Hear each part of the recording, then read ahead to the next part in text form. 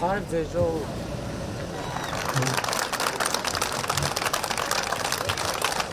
Ժորժ ջան, 44-օրյա պատերազմի ընթացքում Գետափ համայնքից զոհվել են լեյտենանտ Հմայա Գրիշայ Կարապետյանը, լեյտենանտ Սևան Սուրենի Խորենյանը, կրտսեր սերժանտ Գարիկ Ազատի Դանիելյանը, շարքային ժամկետային Հովիկ Արտաշեսի Սահակյանը, շարքային ժամկետային Յուրա Արշակի Ասրյանը, շարքային պայմանագրային Կարեն Վլադիկի Եղոյանը։ Նախ մեկ րոպե լռությամբ հարգենք մեր զոհվածների հիշատակ։ Ժողովուրդ ջան, այսօրվա մեր այցի նպատակն է շփվել մենք ըստ էության անցած տարվա մարտի ծեսկում շփումներ չենք ունեցել եւ գործնականում մենք այս տարածքում ենք, երբ որ կորոնավիրուսի համավարակի հետ կապված վերջին հանդիպումը Արենի համայնքում ենք ունեցել, որից հետո այդպես մինչև պատերազմի ավարտը 2020 թվականին համարյա ըստ էության մարզային հանդիպումներ չենք ունեցել եւ մենք ուզում ենք այս ընթացքում տեղի ունեցած եւ տեղի ունեցող մի շարք իրադարձությունների եւ վիճակի մասին զրուցենք ձեզ հետ։ Առաջինը արձանագրումը տեսեք մենք ինչ խնդրի առաջ ենք կանգնում։ Հայաստանի Հանրապետության վարելահողերի 49%-ը ընդհանրապես չի մշակվում։ Վայոց ձորի վարելահողերի 74%-ը ընդհանրապես չի մշակվում։ Վայոց ձորում 15000 հեկտար գյուղատնտեսական նշանակության հող կա եւ այսօր ընդամենը 4000-ն է մշակվում։ 11000 հեկտար հողը չի մշակվում եւ այստեղից մեր շատ հարցերի պատասխաններ։ Սա ինչ նշանակում, սա նշանակում է այդքան հողի վրա արդյունք, որ պետքա ստեղծվեր, չի ստեղծվել։ Դա պետքա խաղող լիներ, որը գինի դառնար, որը աշխատատեղ ստեղծեր, որը արտահանվեր, որը Հայաստանին արտարժութային եկամուտ բերեր, պետական բյուջեին եկամուտ բերեր, համայնքային բյուջեին եկամուտ բերեր, բայց այդ ամեն ինչը տեղի չի ունեցել։ Սա նշանակում է, որ այդքանով թեր ֆինանսավորվել են դպրոցները, այդքանով թեր ֆինանսավորվել են մանկապարտեզները, այդքանով թեր ֆինանսավորվել է առողջապահական համակարգը, այդքանով թեր ֆինանսավորվել է ճանապարհների կառուցումը, այդքանով թեր ֆինանսավորվել է զինված ուժերը։ Եվ այստեղ է, որ մենք բոլոր հարցերի պատասխանները պիտի գտնենք։ Եվ բայց հիմա հարց ով է մեղավոր, որ այդ հողերը չի մշակվել։ Իհարկե առաջին հերթին կառավարությունը, պետությունը, որովհետև չի ստեղծվել համապատասխան պայմաններ այդ հողերի մշակման համար։ 30 տարի գիտեք ինչ են ծրագրերը, մեզ հիմա շատ են ասում են այդ ծրագրերը ինչ են կրճատել։ Որովհետև հա ինչ գյուղացիներին, ասենք ասում են սալարկա ենք բաժանում։ Գյուղացիներին հատկացված սալարկայի մինիմում կեսը ճամփեքին կորում էր։ Ասում են սելիտրա ենք բաժանում։ Սելիտրայի կեսը ճանապարհներին կորում էր։ Այսօր մենք ուրիշ բան ենք անում, այսօր զարգացման ծրագրեր ենք իրականացնում։ Ասում ենք, որ կաթիլային ոռոգում համակարգ մարդը եթե իր այգում քաշում է, մենք փողի մի մասը հետ ենք տալիս։ Խելացի անասնագոմ կառուցումը փողի մի մասը հետ ենք տալիս։ 3-ից 15 միլիոն դրամանոց 0%-ով վարկեր ենք տալիս, որպեսզի կոնկրետ ներդրումային ծրագրեր իրականացնեն մեր գյուղացիները։ Եվ մենք այսօր ուրիշ առաջարկություն ունենք, ուրիշ ծրագիր կա, որը մենք առաջիկայում անպայման կընդունենք։ Մենք մտածում ենք, որ մինչև 3 հեկտար այն տնտեսությունները, որոնք կանցնեն կաթիլային ոռոգման, 5 տարի մենք իրանցից ոռոգման ջրի փող չուզենք։ Այսինքն, եթե մինչև 3 հեկտարանոց տնտեսություն ասում է կաթիլային ոռոգման, 5 տարի ջրի, ոռոգման ջրի մասին է խոսքը, ընդհանրապես գումար չուզենք։ Սա ինչի համար ենք անում, սա անում ենք, որպեսզի մեր մշակվող հողատարածքների թիվը ընդլայնվի։ Հաջորդ ծրագիրը մենք մեկնարկել ենք ջրամբարաշինության ծրագիր Հայաստանի Հանրապետությունում։ Ամեն տարի մեր լեռներում տարեկան 7 միլիարդ խորանարդ մետր ջուր է ձևավորվում։ Բայց մենք անբարում ենք դրանից ընդամենը 1 միլիարդը։ Այն 6 միլիարդը գնում կորում է։ Այդ 6 միլիարդը ժամանակակից տեխնոլոգիաների կիրառմամբ հերիքա դեռ մի բան էլ ավել, որպեսզի մենք մեր բոլոր հողատարածքները այնտեղ որտեղ ֆիզիկապես հնարավոր է կարողանանք ոռոգելի դարձնել, կացիլային եղանակով կամ անձրևացման եղանակով։ Այսօր մենք ինչ ենք անում, ասում են ինչա փոխվել, տասնյակ գյուղեր Հայաստանի Հանրապետությունում, որ 80-ականներից այս կողմ ճանապարհ չեն ունեցել, ճանապարհները նորոգվել է, Խնձորոտ գյուղում էինք մենք այսօր, 14 կիլոմետր ճանապարհ նորոգվել, 2 միլիոն դոլարի ներդրում արվել, պետությունը 2 միլիոն դոլար ծախսել, որ Խնձորոտ գյուղի ճանապարհը նորոգի։ Խնձորոտ գյուղը իր անկախությունից ի վեր հաստատ երբեք 2 միլիոն դոլարի ներդրում չի ունեցել, երբեք։ Այդպիսի տասնյակ գյուղեր կան Հայաստանի Հանրապետությունում, որ 18 թվականից հետո ճանապարհ են ստացել։ Ճանապարհը շատ կարևոր է։ Ես այսօր գնացի Խնձորոտում նայեցի, միջև գյուղի վերջին տան մուտքի դեմը ասֆալտ է արած։ Սա առաջին հերթում պետության վերաբերմունքն է քաղաքացու նկատմամբ։ Բայց մենք դա անում ենք, որպեսզի գյուղը դառնա միջավայր ներդրումների համար, աշխատելու համար։ Ու հա պարզ է, բոլոր խնդիրները չենք լուծել 3 տարվա մեջ։ Բայց Խնձորոտ գյուղի օրինակը եւ այդպիսի տասնյակ գյուղերի օրինակը, որ 84 թվից ճանապարհ չի նորոգվել։ 84 թվից, այսինքն 84 թվին այդ ճանապարհը կառուցվել է եւ էլ ընդհանրապես չի նորոգվել։ Եվ մենք պետքա, մենք խնդիր ենք դրել, այո, հաց գնալ եւ այս բոլոր խնդիրները լուծել, բայց փիլիսոփայական առումով մենք երկու ուղերձ ունենք այսօր ձեզ տալու։ Առաջինը, որ մեր բոլոր խնդիրները պետքա լուծվեն աշխատանքով։ Չկա այդպիսի խնդիր, որ լուծվի առանց աշխատանքի։ Առանց աշխատանքի հնարավոր չի որևէ բան անել։ Բայց մենք այսօր Հայաստանում բազմաթիվ թափուր, մենք գիտեք չէ, որ բազմաթիվ մարդիկ աշխատանք են խնդրում։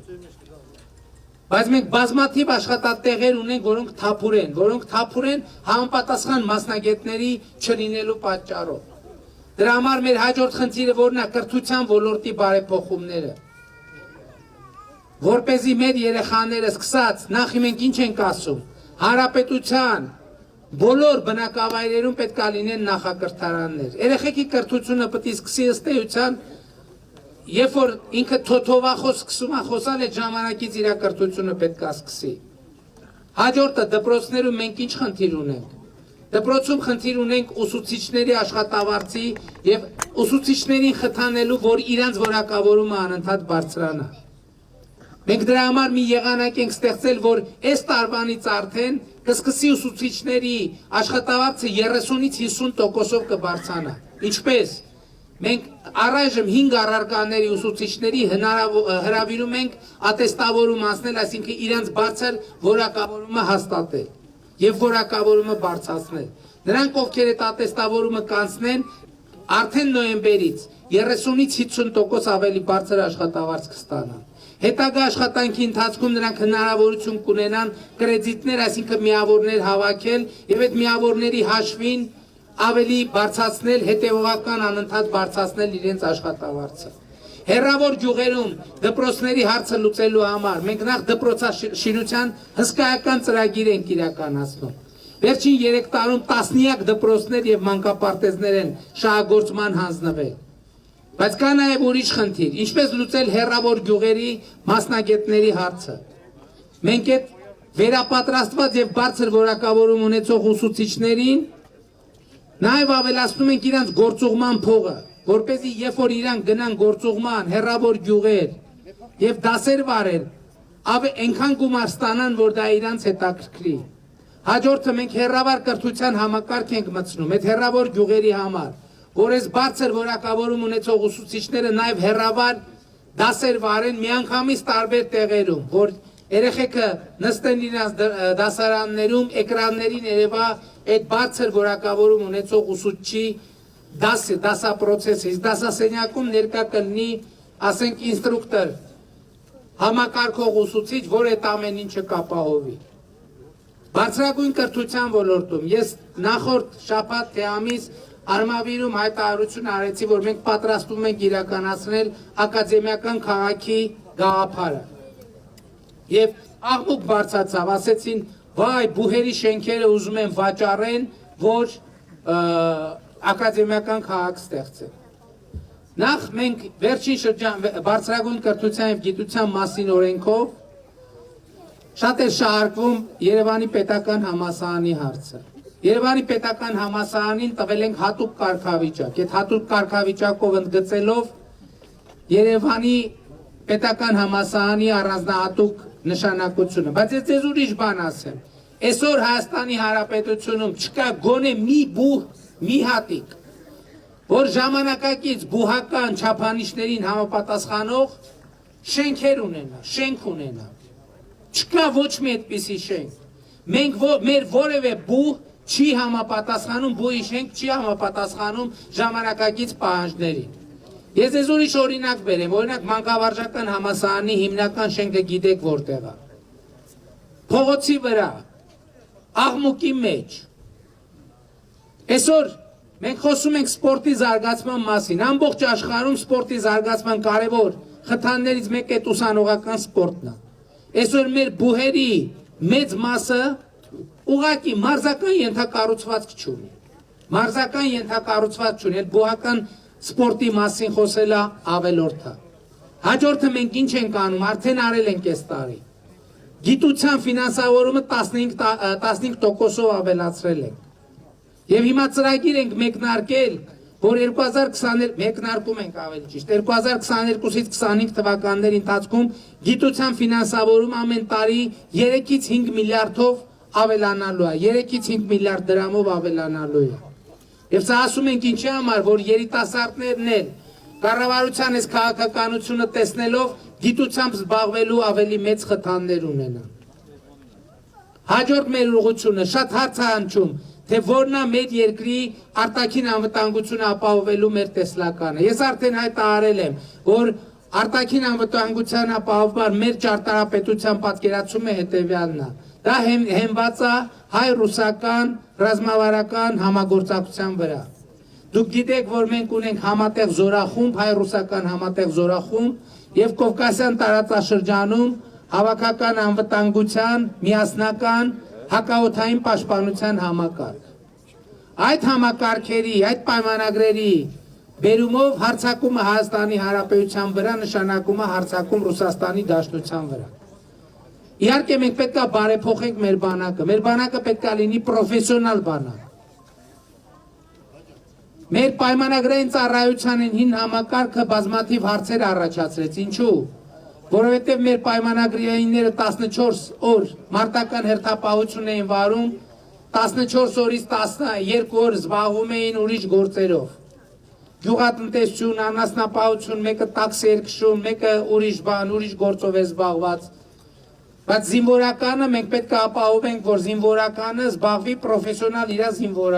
զինվորականությամբ։ Աշխատավարձն է պետք բարձրացնել, այդ ծառայությունն է պետք գրավիչ դարձնել։ Իսկ ժամկետային զինծառայության համակարգը ընդհանրապես պետք է փոխել։ Մենք պետք է մտածենք, որ ժամկետային պարտադիր զինծառայությունը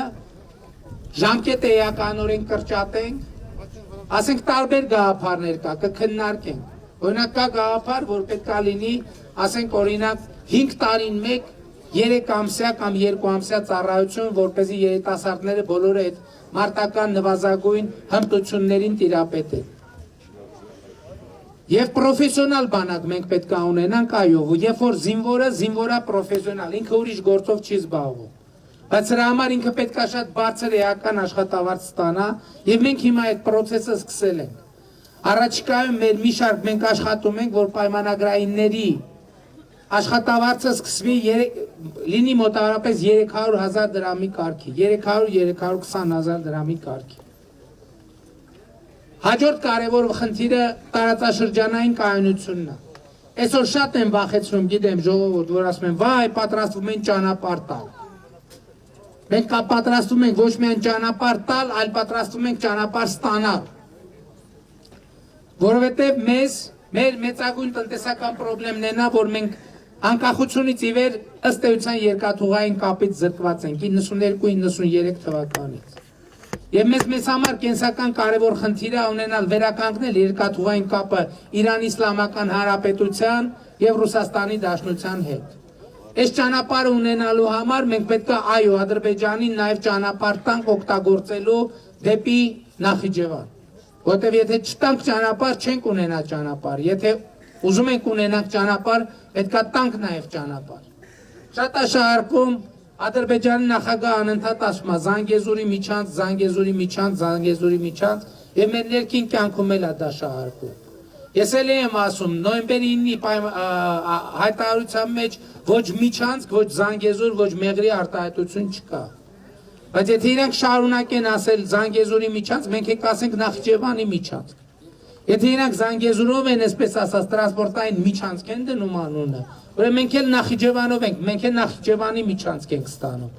Ուրեմն մենք էլ հյուսիսադրբեջանական միջանցք ենք ստանում։ Եվ երբ որ երկաթուղային հաղորդակցությունը վերականգնվի, մենք հնարավորություն ենք ունենում մեր երկրի արդյունաբերական երբեմնի փառքը վերականգնել։ Եվ դրա համար անկյունաքարային նշանակություն ունի պղնձի այն պաշարները, որ ունի Հայաստանի Հանրապետությունը։ Երեք ընդամենը 2 օր առաջ պղնձի 1 տոննան գինը պատմական ռեկորդ է սահմանել $9,000։ Օրինակ 2001 թվականին պղնձի 1 տոննան եղել է $1,500։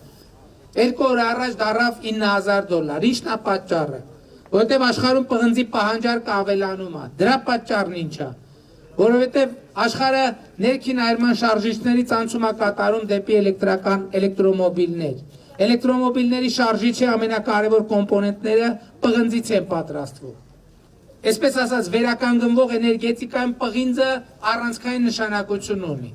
Եվ հետևաբար մենք ինչ խնդիր պետք է լուծենք։ Մենք խնդիր պետք է լուծենք, որ մեր երկրից ընդհանրապես հանքաքարջ արտահանվի։ Այլ արտահանվի պղինձը ձուլվի Հայաստանի Հանրապետությունում եւ հետագա մշակումն էլ անցնի Հայաստանի Հանրապետությունում։ Խորհրդային միության ժամանակում Հայաստանում կաբելի, հաղորդալարերի, լարերի հսկայական արդյունաբերություն է եղել։ Եվ այդ արդյունաբերությունը փակվել է հենց այդ պատճառով, որ մենք ըստ էության պղնձի ձուլման կամ որպես հումք օգտագործելու հնարավորություններն են սահմանափակվել։ Եվ երբ որ մենք ունենանք ճանապարհների հաղորդակցության վերականգնում, պղնձի ձուլում, այսինքն պղնձաձուլարան, պղնձի հետագա վերամշակման, այսինքն ձուլեցիր ձուլակտոր, բայց դրանից ապրանք ստանալու պրոցեսն էլ է կարևոր։ Այդ արտադրությունները նույնպես պետք է կազմակերպել Հայաստանի Հանրապետությունում։ Սա մեզ հնարավորություն կտա այնքան մեծացնել մեր երկրում էլեկտրաէներգիայի պահանջարկը, որ այո նոր ատոմակայանի կառուցումը կդառնա իրական։ Ես հիմա ուզում եմ անդրադառնալ նաև Ղարաբաղի հարցին։ Տեսեք, նախորդ օրը խորհրդարանում շատ մանրամասն քննարկում ենք ունեցել։ Ես չգիտեմ դուք առիթ ունեցել եք, հետևել եք, թե չեք հետևել։ Բայց ուզում եմ մի այսպիսի նյուանս ավելացնեմ այս ամեն ինչին։ Իմ խորին համոզմունքը այն է, որ եթե նույնիսկ այս պատերազմը անխուսափելի պատերազմ է ժողովուրդ։ Ինչու՞։ Որովհետև 2018 թվականի դրությամբ Հայաստանը իր բոլոր զիջումները արել էր, բոլոր զիջումները ըստ այդ պահի դրությամբ եղած բանակցային փաստաթղթերի Հայաստանը պետք է զիջեր բոլոր 7 տարածքները, Ադրբեջանին հանձներ բոլոր 7 տարածքները, ներառյալ Քելբաջար եւ Լաչին։ Լաչինի միջանցք պետք է լիներ։ Երկրորդը 2018 թվականի դրությամբ բանակցային իրավիճակն այնպիսին էր, որ Հայաստանը պետք է հանձներ բոլոր 7 տարածքները։ Այն նրբությամբ, որ Քելբաջարն ու Լաչինը պիտի հանձնեինք, բայց Ադրբեջանը պիտի միանգամից կոնտրոլ չունենար դրա վրա։ Դա պիտի անցներ ԵԱՀԿ-ի մոնիտորինգի տակ մինչև եւ այլն։ Բայց ինչն էր կարևոր այդտեղ։ Կարևորն էր, որ Ադրբեջանը շարունակաբար եւ հետեւողականորեն հրաժարվել էր արդեն քննարկել Լեռնային Ղարաբաղի կարգավիճակի հարցը նույնիսկ միջանկյալ կարգավիճակի տարբերակով։ Այսինքն Ադրբեջանն ասում էր չեմ քննարկելու ես այդ հարցը։ Եվ սա խոստովանել է Սերժ Սարգսյանը դեռևս 2017 թվականին Արմենիա հերոստանգերությանը տված հարցազրույցում, որը ես ազգային ժողովի ամբիոնից մեջ բերեցի։ Ինչ է ասել։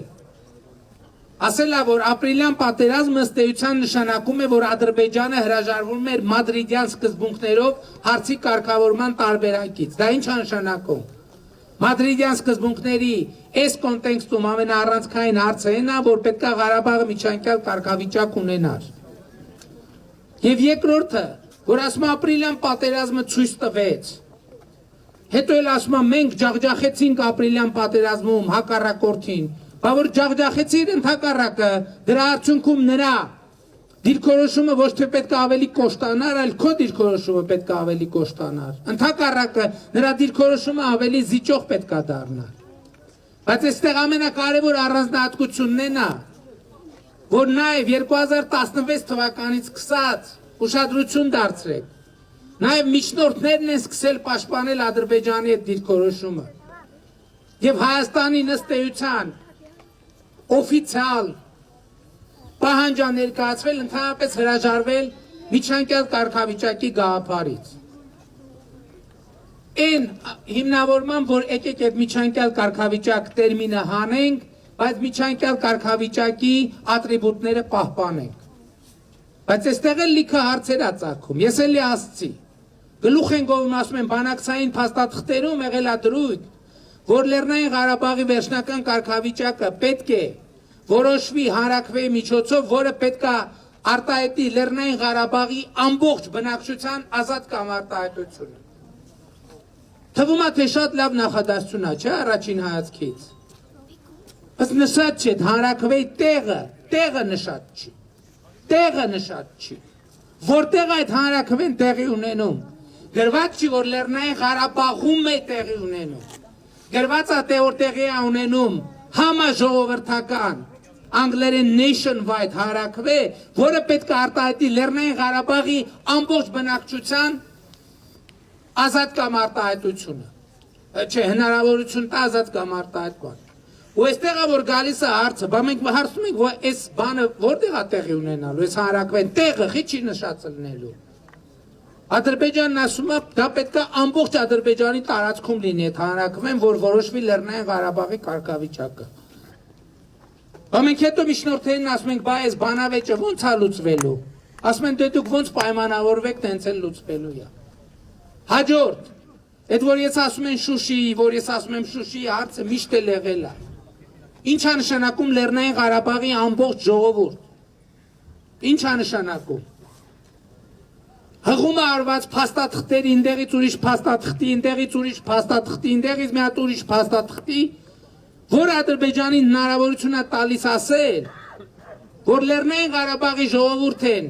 ոչ միայն են 40,000 ադրբեջանցիները, որոնք 92-91 թվականին հեռացել են Լեռնային Ղարաբաղից, այլև նրանց հետո ծնված նրանց երեխաները, նրանց թոռները, նրանց ծոռները, սա ինչի եմ ասում, սա ասում եմ ցույց տալու համար, որ այսօր ասում են իշխանությունը բանի արժանապատիվ խաղաղության հնարավորությունը բաց թողեց, չի եղել արժանապատիվ խաղաղության հնարավորություն, ես ձեզ ավելին ասեմ, եթե այս ամեն ինչին մենք համաձայնվեինք, Ադրբեջանը չէր համաձայնվելու։ Եվ դրա ապացույցը կա, գնացեք Սերժ Սարգսյանի 2016 թվականի նոյեմբերի հարցազրույցը տեսեք։ Ինչ է ասում, փաստորեն ստացվում է, որ հայկական կողմը Ադրբեջանին ասել է 7 տարածքները տամ քեզ, Ադրբեջանն ասել է չէ։ Բայց խնդրում եմ ուշադրություն դարձրեք։ Հայկական կողմը ասել է 7 տարածքները տամ քեզ, Ադրբեջանը ասել է ոչ։ Ասել է ոչ, ժողովուրդ։ Ինչի, որովհետև ինքը ասել է Ղարաբաղն էլ պետք է 10։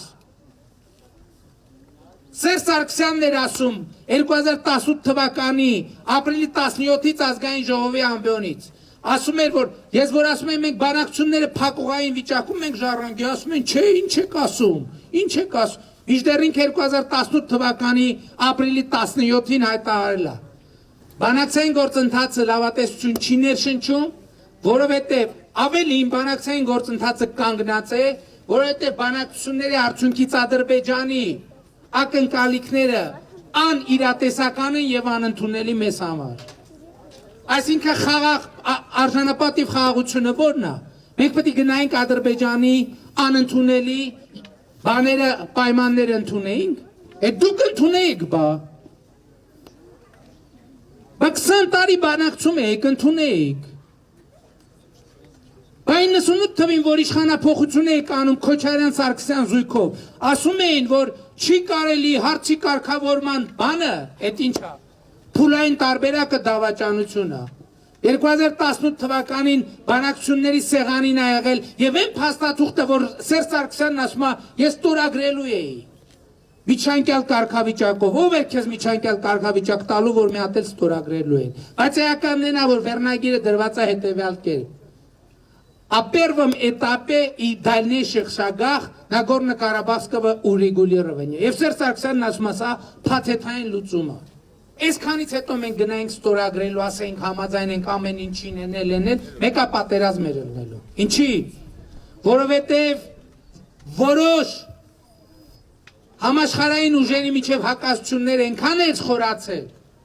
որ որևէ մեկին ձեռ չէր տալիս, որ եթե այս տարբերակը ձեռ էր տալիս, այս մեկին ձեռ չէր տալիս են 4-ին։ Եթե ձեռ էր տալիս են 4-ին, ձեռ չէր տալիս են 3-ին։ Եթե ձեռ էր տալիս են 3-ին, ձեռ չէր տալիս են մյուս 2-ին։ Չկար այդ հնարավորությունը։ Եվ ես 2018 թվականին վարչապետի պաշտոնը ստանձնելով բանակի առաջ մի խնդիր եմ դրել. ամեն օր պատրաստ լինել պատերազմի։ Եվ 2020 թվականի օգոստոսին բանակին զեկուցել է, որ մենք պատրաստ ենք Ղարաբաղում ոչ մի քայլի հետ սկզբունքով կանգնեցնել եւ ջախջախել թշնամուն։ Եվ դա պաշտոնական փաստաթուղթ է, որը մենք արդեն գաղտնազերծել ենք։ Իսկ ոմանց 2020 թվականի նոյեմբերին թվում էր, թե ժողովրդի իշխանության նավը խորտակվում է։ Եվ այդ իրավիճակում տեսակ թե ինչեր էին, փորձում անեին։ Եվ այս համատեքստում ուրիշ բանի մասին եմ ուզում խոսել։ Տարածում էին, թե սա թույլ իշխանություն է, ժողովուրդ ջան։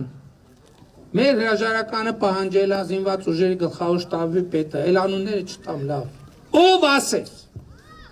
Ով ասես։ Ով ասես։ Բայց եթե մենք թույլ իշխանություն լինենք, մենք այսօր այս կարգավիճակում ինչ գործ ունենք կանգնած։ Բայց այդ մենք չենք, ուժը, այդ դուք եք ուժը։ Մեր ուժը հո մեզնից չի, մեր ուժը ձեզնից է։ Որովհետև մենք սրան նրան պատժեզներում խփելով չենք եկել հասել իշխանության։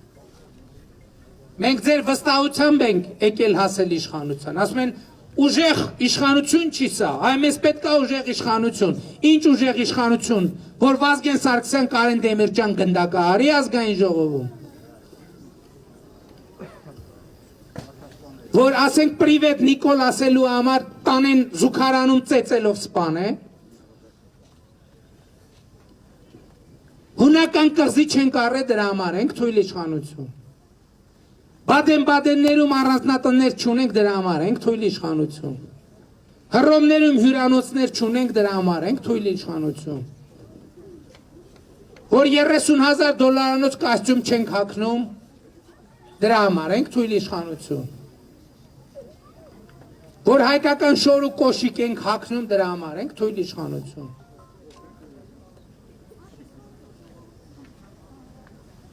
Բայց ես ուզում եմ ասել նաև, ինչի համար է հաջորդ ուղերձը, որ եկել եմ ձեզնից ներողություն խնդրեմ, ժողովուրդ ջան։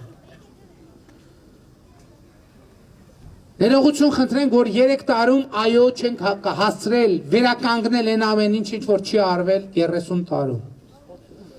Շատ բաներ կարող էինք ավելի լավ անել, բայց ուղղակի եղել նույն Ղարաբաղի վիճակը, Ղարաբաղի բանը։ Ես շատ եմ նայում, ոնց կարող ենք կան իրավիճակներ, որոնք անհաղթահարելի են։ Սա այդ իրավիճակներից մեկն է եղել։ Բայց մենք հիմա հո կասեք բան, հա ինչ ներողություն խնդրեցիր անցար գնացիր։ Ոչ, ներողություն չխնդրեցի, չանցա գնացի։ Ես պատրաստվում եմ, ինչպես ասել եմ, ապրիլի վերջին 10-օրյակին հրաժարական տալ։ Բայց հրաժարական տալ ոչ թե փախուստի դիմելու համար, այլ հրաժարական տալ առաջինը ձեզնից ստացած իշխանությունը ձեզ վերադարձնելու համար։ Եվ այո, նաև ձեր դատի առաջ կանգնելու համար, որ դուք որոշեք, ով է, ինչն ինչա։ Եվ դուք որոշեք մեր երկրի հետագա ճակատագիրը։ Եվ ես հպարտ եմ դրա համար։ Մեզ ասում են իշխանությունից կարճած են, մենք աթոռից չենք կարճած։ Մենք այո եղունգներով ու ատամներով պահել ենք ձեզ պատկանող իշխանությունը, որ այդ իշխանությունը դրան ձեռը չընկնի։ Բայց եթե հանկարծ դուք կորոշեք, որ պետք է իրենց տակ, այդ մի րոպե ժողովրդի որոշմանը մենք խոնար ենթարկվելու ենք։ Մենք խոնար ենթարկվելու ենք։ Եվ մի հատ էսպիսի հանգամանք էլ կա։ Մենք շատ ենք քննադատում դատական համակարգի համար։ Դուք էլ եք չէ քննադատում։ Շատ։ Ճիշտ է, մեզ ասում են այս ինչին չեք դատել, ինչին չեք նստացրել եւ այլն եւ այլն։ Երկու բան եմ ուզում ասել սրա հետ կապված։ Առաջինը, եթե կա մարդ, որին մենք չենք դատել, ընդ որում ինձնից սկսած, դուք հնարավորություն ունեք առաջիկա խորհրդարանական ընտրությունների ընթացքում դատելու, ձեր դատա անելու։ Երկրորդը, մենք, երբ որ հեղափոխություն ենք արել, մեր ամենակարևոր խնդիրներից մեկը կարգախոսներից եղել է Հայաստանում արդարություն եւ արդարադատություն հաստատելը։ Արդարությունը ընդհանրապես շատ բարդ բան է, ժողովուրդ, թվում է թե պարզ է։ Բայց այն ինչ որ մեկի համար արդար է, մյուսի համար անարդար է։ Բայց արդարադատությունն ու արդարադատությունը ունի մի հատ շատ մեծ անկյունակարային բանաձև։ Ասում է ավելի լավ է հանցագործը մնա ազատության մեջ, քան անմեղ մարդը հայտնվի բանտում։ Սա ինչ է կարևոր, որովհետև հանցագործին ոնց է լինի, երբ է լինի հնարավորություն ունես, այսօր չես կարողանում ապացուցել, վաղը կարող ես ապացուցել։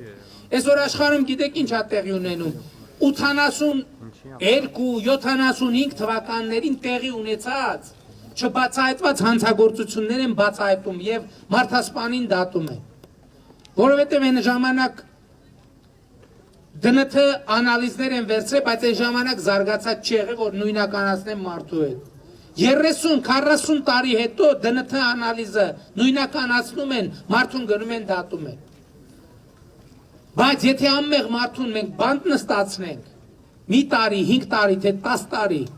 եթե նույնիսկ վերջում պարզենք, ընդունենք, որ ինքը անմեղ է, ներողություն խնդրենք, ազատ թողենք, էլի իր նկատմամբ անարդարությունը չենք կարող վերացնել, որովհետև մենք իր ընտանիքին տառապանք պատճառեցինք արդեն, չենք կարող էլ վերացնել։ Եվ ես որպես հետևություն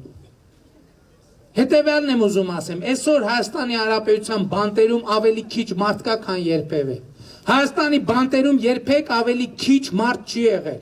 Երբեք։ Եվ երրորդ հանրապետության պատմության մեջ կարծում եմ սովետական միության ժամանակներից։ Սա ինչ է նշանակում։ Սա նշանակում է, որ ճիշտ է մենք բոլոր հանցագործներին բանտ չենք նստացրել, բայց այսօր Հայաստանում անմեղ մարդիկ բանտում չեն հայտնվում։ Անմեղ մարդիկ բանտում չեն հայտնվում։ Էսա արդարության եւ արդարադատության ամենակարևոր բանը։ Մեղավորները եթե մեղավոր են, վաղ թե ուշ նրանք պատասխանատվության կենթարկվեն։ Կարևոր է, որ մենք հիմա անմեղ մարդկանց բանտում չենք պահում, որ հետո չենք կարալու նրանց առաջ պատասխանը տանք։ Եվ այս ամենի բերումով, այս ամեն ինչի բերումով հաջորդ կարևոր եւ վերջնական ուղերձը, որ եկել են, որ ձեզ տամ հետեւյալն է, որ Հայաստանի Հանրապետությունում եւ Արցախում ապագա կա, ժողովուրդ ապագա կա, մի հավատացեք, բոլոր նրանց, ովքեր ուզում են ասեն, թե այս երեխաների ապագան խորտակված է, ոչ մեր նահատակները զոհվել են, այո, որ Արցախը կանգուն մնա, որ Հայաստանը կանգուն մնա, որովհետև ես ձեզ մի բան ասեմ, օրինակ շատ են հարցնում, ասում են Ադրբեջանը ինչի, գերիներին չի վերադարձնում։ Ես ձեզ մի բան ասեմ։ Ադրբեջանը այո այդ պատերազմում, Ադրբեջան, Թուրքիա, Պակիստան միասին, այդ պատերազմում հաղթել են, բայց այդ պատերազմի արդյունքներից բավարարված չեն իրանք։ Որովհետև իրանց պետք էր ամբողջ Լեռնային Ղարաբաղը առնել կոնտրոլի տակ եւ հայաթափել ամբողջությամբ։ Մեր նահատակների արյան գնով այո Արցախը վիրավորա, բայց կանգուն է։ Եվ մեր երեխաների ապագան այո շատ մեծ անորոշություններ մտավ, բայց այդ ապագան կանգուն է եւ այդ ապագան ազատ է եւ երջանիկ, այդ ապագան հզոր է, որտեղ մենք իրար հետ մենք իրավունք չունենք հանձնվել։ Շատ ծանր է եղել ժողովուրդ, շատ ծանր։ Այս վերջին 5 ամիսը մենք ապրել ենք դժոխքում, բայց մենք չենք հանձնվել հանուն ձեզ, և դուք էլ չպետք է հանձնվեք հանուն ես երեխեքի։ Եկեք պայմանավորվենք, որ մենք չենք հանձնվելու։ Մենք հանուն ազատ, երջանիկ, հզոր Հայաստանի պայքարը տանելու ենք մինչև վերջ։ Մենք հանուն այս փոքրիկների ապագայի պայքարելու ենք մինչև վերջ։ Եվ ես համոզված եմ, առաջին հերթին դուք եք դա անելու, դուք ինչ կորոշեք, մենք այդ որոշմանը հնազանդ կենթարկվենք։ Բայց մեզ համար ամենակարևորն է նա, որ մենք ձեզնից ստացած իշխանությունը մենք կոռուպտ չենք արել եւ այդ իշխանությունը մենք վերադարձնում ենք ձեզ։ Ոնց որոշեք, այնպես էլ կլինի, բայց մի բան պարզ է, ժողովրդի դեմը խաղ չկա, որևէ մեկը ժողովրդի առաջ չի կարող թպրտալ, եւ այս վերջին 5 ամիսները դա ցույց տվին, որովհետեւ այսպես կոչված պսևդոէլիտան որոշել էր, որ ինքը ամենատարբեր ինտրիգների, հեղաշրջման փորձերի միջոցով պետք է Հայաստանում հեղաշրջում անի, բայց դա չստացվեց մենակ մի պատճառով, որովհետեւ դուք ուժեղ եք, որովհետեւ դուք հզոր եք, որովհետև դուք ազնիվ եք և անազնիվ խաղեր ոչ տալիս եք, ոչ էլ թույլ եք տալիս ուրիշներին։ Դրա համար է, որ ես այսքան տարի անընդհատ ու անհոգնել ասում եմ ձեզ բոլորիդ, սիրում եմ բոլորիդ, հպարտանում եմ բոլորովդ և խոնարհվում եմ բոլորիդ առաջ։ Շնորհակալ եմ ժողովուրդը։ Մենք շատ ենք սիրում։ Ես էլ գիտեք ես ձեզ ինչքան շատ եմ սիրում, հա? Գիտեք ինչքան շատ եմ սիրում ձեզ։ Հաստատ։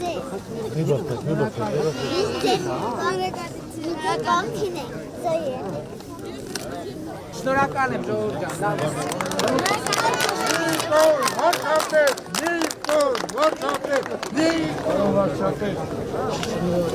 Մենք ձեզ հետ ենք։